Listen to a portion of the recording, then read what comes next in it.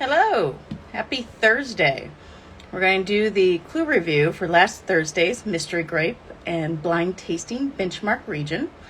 The answer was Semillon from Sauternes.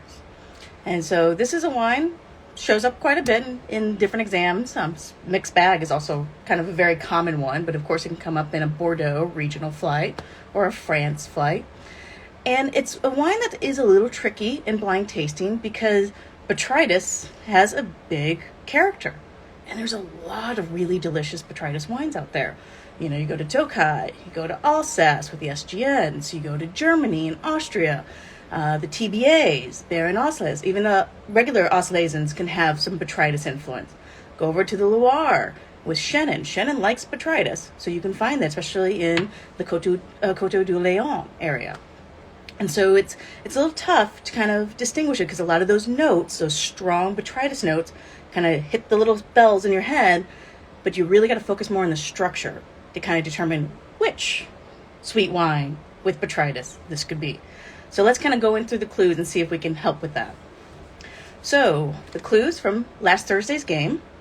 Clue 1, dried lemon. Clue 2, dried apricot. So I was very intentional with starting out with dried fruit for the clues, because one of the key things to understanding botrytis is essentially what it's doing to the grape. Desiccation, a grape that's going through botrytis, when you get to the little itty bitty raisins at the end, like you're making like Tokai Azu, I mean, it's lost more than 80% of its berry weight.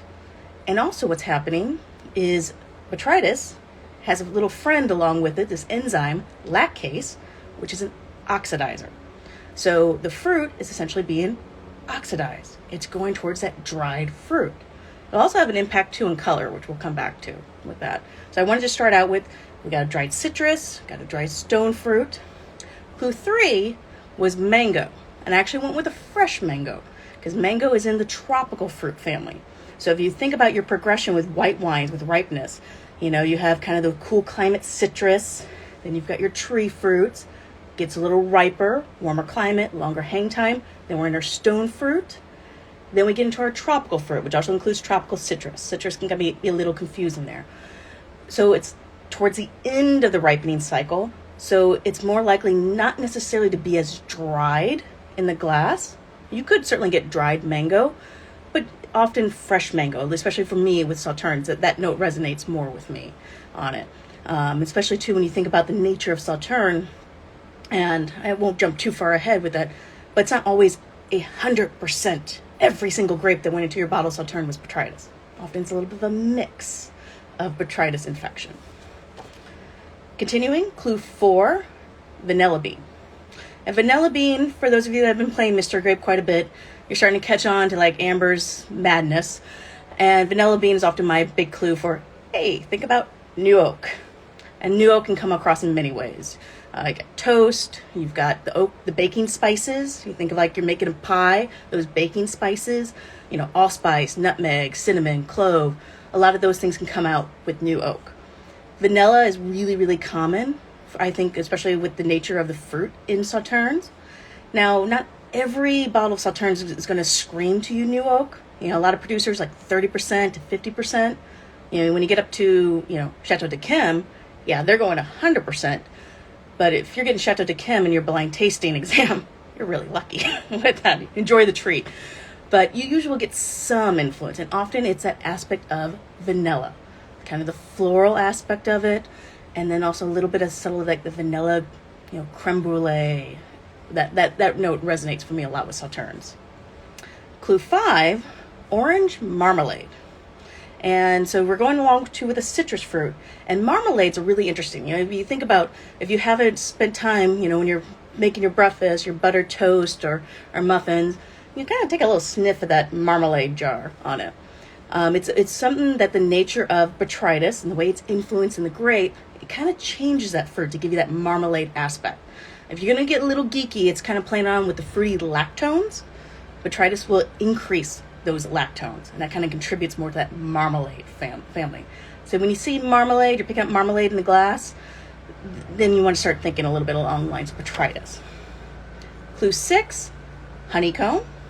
Honey, if you want to get a little geeky again, Another thing related to botrytis, gluconic acid. One of the ways that relates, like, gets increased in the grape with botrytis, and that helps encourage some of those honeyed notes. Often we get honey notes with a lot of sweet wines with longer age, kind of playing along there. But here, even with a young wine, you get that honeyedness. Later on in the second batch, I gave a little bit more of the giveaway clues. I didn't want to quite give you in that first batch, but those are things like ginger, saffron, kind of those spicy notes. There's another compound if we want to get really geeky, and I love getting geeky. This is one of the reasons why I love Sauternes and any type of wine of botrytis. Sotalon, Sotolon. It's a chemical compound that botrytis produces, gets into the wine, and it brings a little bit of a range. Different people interpret it. Curry, a lot of the scents involved in curry will pop out. And so you think along those lines of that ginger spice, saffron spice, curry, what resonates with you. If you're getting that in the glass, and again, ring your bells, botrytis. So those were the flavors and aroma clues. Now let's get to the structure clues. Medium to deep gold, so a little darker color. Remember, botrytis is an oxidizer, so a little deeper color. Possibly you could get a pale lemon Sauterne, very young one, or one that maybe has a little bit higher percentage of like Sauvignon Blanc that hasn't seen a lot of botrytis. But for the most part, you'll get a little bit more of that medium lemon, or even going towards gold, especially with little age. Pronounced intensity. As you can kind of get from those notes, there's a lot going on in the glass. It's going to be pronounced. Sweet, medium to medium plus acidity. And this is your first really big distinguishing mark. And this is where for practice, for blind tasting students, you really want to get good with your acid calls. And it's so tough with sweet wines because the sugar is balancing it. And so you need to really focus on how your mouth is watering after the fact. This is where, spitting is always helpful when you're doing studies. You're definitely going to pick up more of that watering in your mouth, or lack of watering, after you spit versus if you swallow. When you think about the grapes that are in these different wines that have botrytis, Sauternes, which is usually led by Semillon, is one of the lower acid grapes, more that medium moderate range. Sauvignon Blanc helps pop it up a little bit, but Sauvignon Blanc is usually not the majority component, so it's usually led by Semillon. Now let's think about some of the other botrytis grapes. We go over to Tokai, ferment, high acid. Germany, Riesling, high acid. Austria, they could do Riesling as well, but Welsh Riesling is usually the big one there. That's also high acid. Go over to the Loire, Chenin Blanc, high acid. You're going to get a lot more mouth watering with those grapes than you would with Sauternes. And this is one that you just kind of need to take these different wines, use a Corvin, use a repour saver, and pour the different glasses side by side and focus on your cues with the mouth watering to get that. Continuing with the structure clues, full body, sweet, all that sugar, ripeness. That's going to be par for the course with quite a few of these wines. But full body, definitely with Sauternes, you kind of feel a little bit more of that body. High alcohol. This is another distinguishing mark with that. When you look at the APVs of a lot of these sweet dessert wines, they tend to be more in that moderate alcohol range, 11, 13%, or under 11% in the low range. Sauternes is kind of unique in it being often over 14%. And what's at play here is the growing season in Bordeaux, long hang time, and then again the little bit of mix between fully botrytis fruit and some fruit that's not as botrytis affected, but yet if you made them into a dry wine, that would definitely increase the alcohol. This is a contrast when you think of Tokai. Tokai, low to medium alcohol. When you get to like Germany, you think of the TBAs and BAs, you're often under 10%, 8% alcohol, really low. So this is another thing that you want to get good in. You want to get good with your acid calls, and you do want to get good with reading the alcohol levels. And again, this is also going to be tough with the sugar, with the sweetness. So you got to focus on what are your cues with the different alcohol levels. Where are you feeling the burn in your mouth? The back of the throat, a little tickle with that. I know some people like to hold it underneath their tongue. They feel a little bit more alcohol sensitivity under their tongue. Sometimes that works for me, sometimes it doesn't. But again, what is your cue on that? because there's going to be a lot of these overlapping aroma notes. Now you can start a little bit distinguishing them with somehow the degree of botrytis on it and how that appears in the glass. Because when you step back and think about these wines, there's really only 3 of the wines that need full 100% botrytis, these itty bitty raisins. That's your Tokai Azu, that is your TBA, Trocken Baron Auslesen, and then when you go over to Alsace, your SGNs, the Sélection Grand Nobile.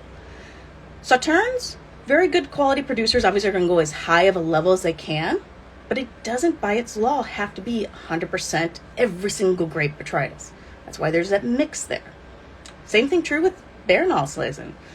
Same thing with when you get over to the Loire. They don't always have to be 100% botrytis. And when you think about the economics in the vineyard, they're going through making these multiple passes, but there's sometimes going to be a mix of grapes in there. And so the degree of botrytis can jump out to you. And the best way to get this is to practice with, I would say, a Tokai. I think a Tokai is one of the best and the easiest to get at a decent price. TBA and the SGN are a little harder. And take a Tokai and compare it side by side with a Sauternes. You're going to see a lot of overlapping notes, but you're going to get a little bit more of that botrytis character in the Tokai. And one other good tip about picking up botrytis, Master of Wine Nick Jackson, in one of his webinars, he talked about this, and it just blew my mind, and it has totally changed my game with blind tasting on these dessert wines, is that one of the chemical changes that botrytis brings to the fruit is it kind of modifies the terpenes a bit to where it's almost like a medicinal, chemical, plasticky note. You stick your nose in the glass of like a Tokai, you're going to get it almost like plastic scents. And the way that Nick Jackson described it is essentially like you're smelling the fruit through plastic wrap. You think about, you go to the grocery store and, you got all this beautiful fruit there through the plastic wrap. Almost kind of picture that in your mind on that. And it really does ring a bell.